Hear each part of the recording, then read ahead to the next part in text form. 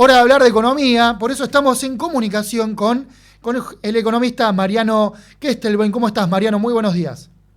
Buen día, ¿cómo están? ¿Todo bien? Muchas gracias por estos minutos acá en el Mirador.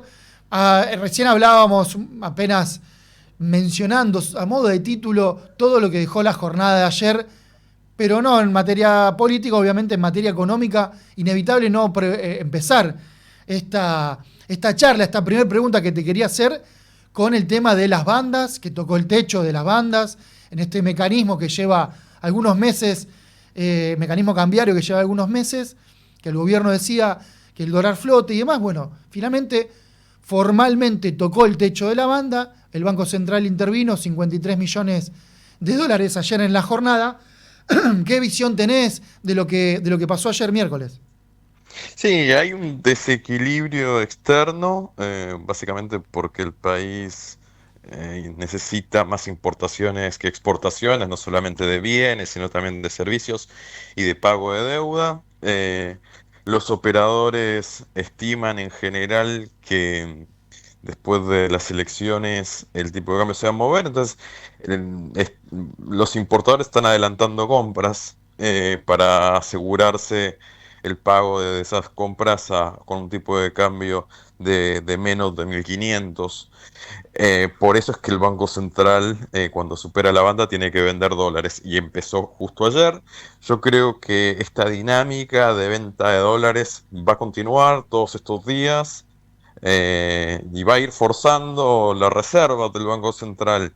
Y la presión va a ir aumentando y me imagino que el gobierno va a rogarle al Fondo Monetario Internacional que le adelante más dinero de los 20.000 millones comprometidos en el acuerdo. Recordemos que solamente ingresaron 14.000. Me imagino que va a pasar algo muy parecido a lo que pasó con Macri, que Macri también salió llorando a reclamar, a pedir, a rogar, mejor dicho, más dólares de ese préstamo y el Fondo Monetario se lo concedió.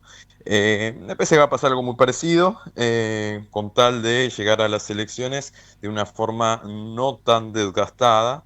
Pero bueno, el camino es largo, faltan más de un mes todavía.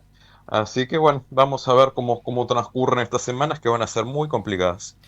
Por el lado del gobierno dice, bueno, nosotros, es verdad, tocó el techo de la banda, intervino el Banco Central con los dólares, ¿ok?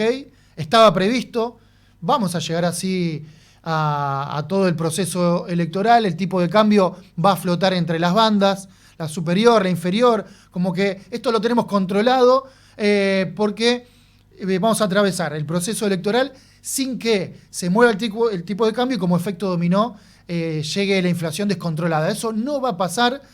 ¿Qué pasa si, como vos decías recién, falta un mes? Muchas ruedas en la bolsa, muchas ruedas que vamos a estar viendo qué es lo que sucede con el dólar. ¿Puede que esto se le descontrole? Sí, yo creo que sí, porque la tensión cambiaria va a ir en aumento.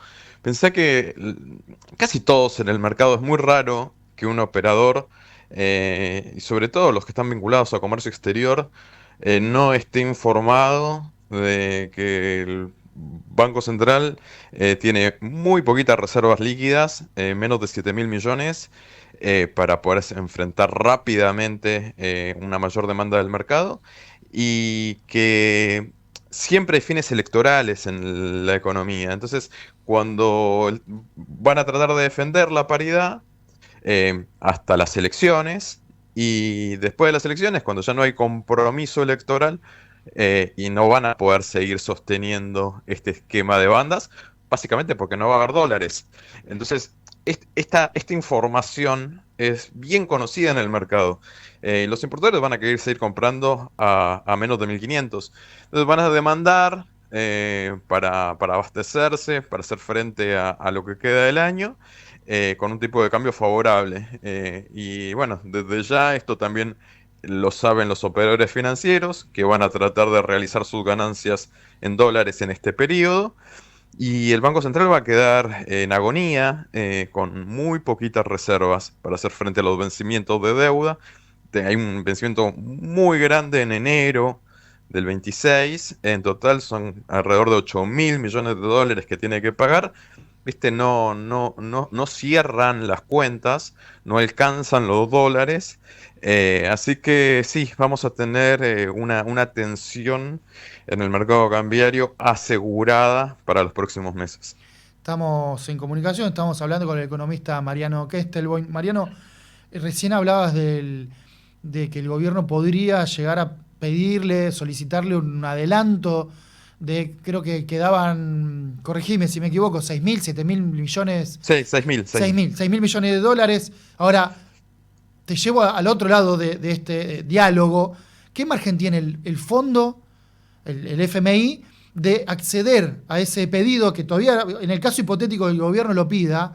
Porque viendo 2018-2019 son los mismos actores, el mismo nombre casi prácticamente, estamos hablando de Luis Caputo. ¿Qué margen? Es verdad, la pregunta toca un poco con lo político, pero ¿qué margen tiene el fondo para acceder a esto que hace muy poquito tiempo ya lo hizo y no salió muy bien?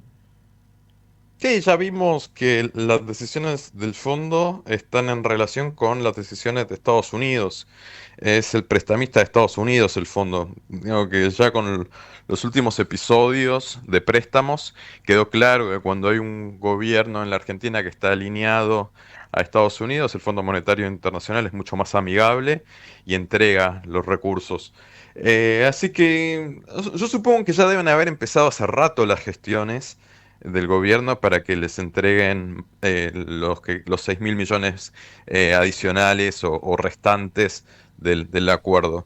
El Fondo Monetario Internacional también demostró que puede romper todas las reglas, que muy poco le importa el nivel de endeudamiento que tiene Argentina, muy poco le importa que se use o no esos recursos para la fuga de capitales, porque ella lo hizo en otras oportunidades, en particular con la Argentina, fue muy agresiva esa política de financiar la fuga de capitales, como decís vos, hace muy poquito, en 2018. Así que no, yo creo que de vuelta vamos a transitar un proceso de características similares y vamos a ver, de todas formas, 6.000 millones de dólares no alcanzan para, pasar el grave, grave problema que tiene este modelo económico, que es su inconsistencia en materia productiva. Entonces, eh, el margen de maniobra que tiene el fondo va a estar determinado por Estados Unidos y ahí yo creo por ahora, hasta ahora, se ha puesto en evidencia que Milei tiene contactos muy fuertes para llegar a las máximas autoridades que facilitan el crédito para el país. Los portales están hablando de que inicia la rueda de hoy con un riesgo país en 1.311 puntos. Ayer cerró en 1.100, un poquito arriba de 1.160. 1.231. Ahí está, 1.231, es verdad. ¿Qué está pasando con los bonos? Riesgo país. Obviamente todo está encadenado, ¿no? De esta charla que estamos teniendo, pero puntualmente con los bonos y el riesgo país. Es lo mismo.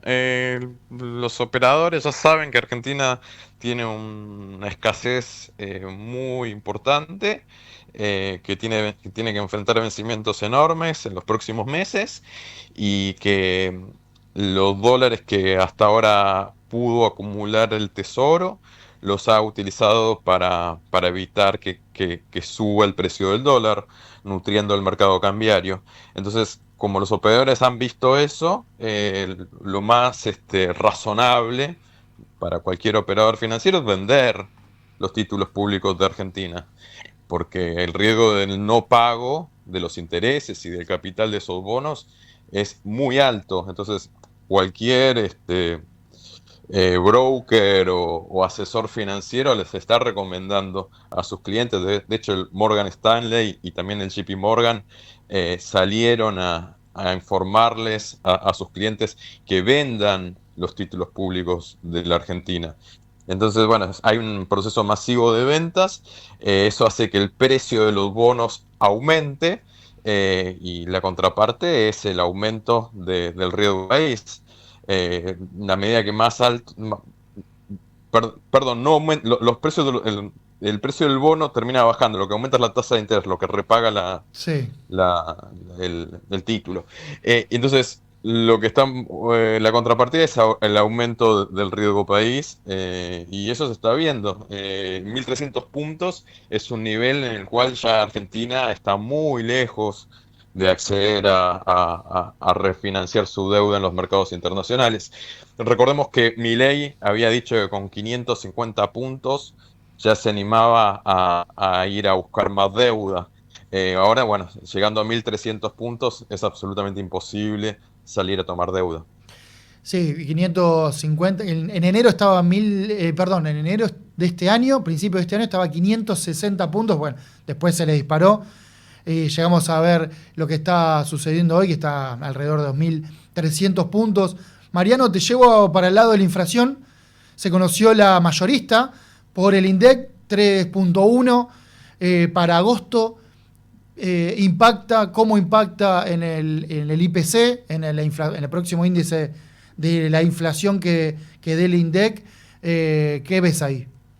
Bueno, la inflación mayorista está compuesta solamente por bienes.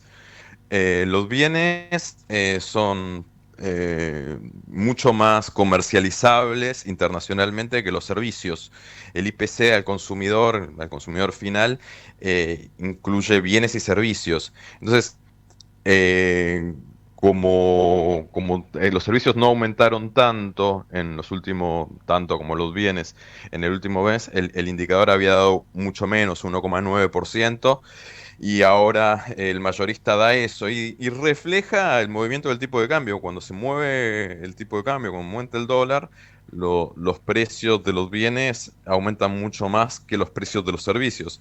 Entonces lo que vamos a tener en los próximos registros van a ser niveles de inflación superiores a los registros de los 2 últimos meses. O sea, yo creo que para los registros de septiembre y octubre vamos a tener seguramente un indicador bastante por encima del 2%, que tiene que ver con reacomodamiento de precios, en la medida en que los precios están atados al valor del dólar. Cuando el dólar sube, los precios suben.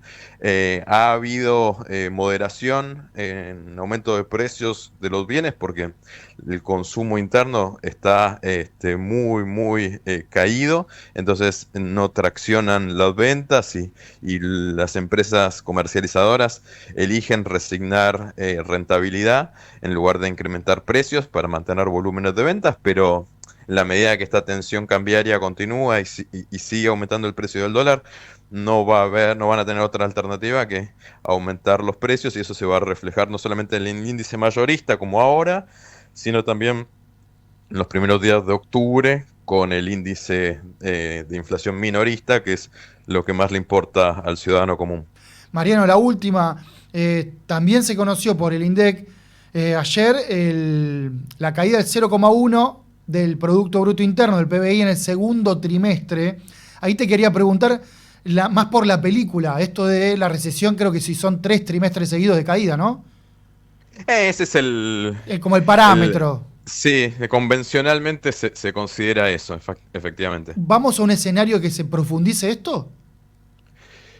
Sí, yo creo que sí. De hecho, las últimas medidas que tomó el gobierno de incremento de encajes, que es inmovilización de depósitos que inhiben la posibilidad de inversión y el financiamiento de capital de trabajo, también el enorme aumento de las tasas de interés y más el aumento del precio del dólar, todo confluye en lo mismo: menor interés de desarrollar actividad productiva, castigos sobre el consumo, castigos sobre la inversión.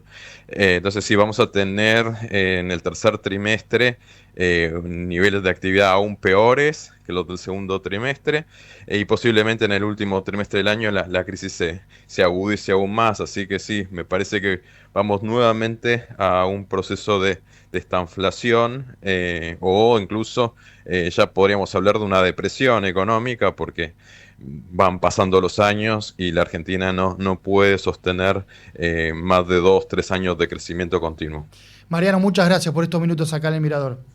Por favor, un gusto, saludos. Abrazo grande. Pasaba entonces el economista Mariano Kestelboim.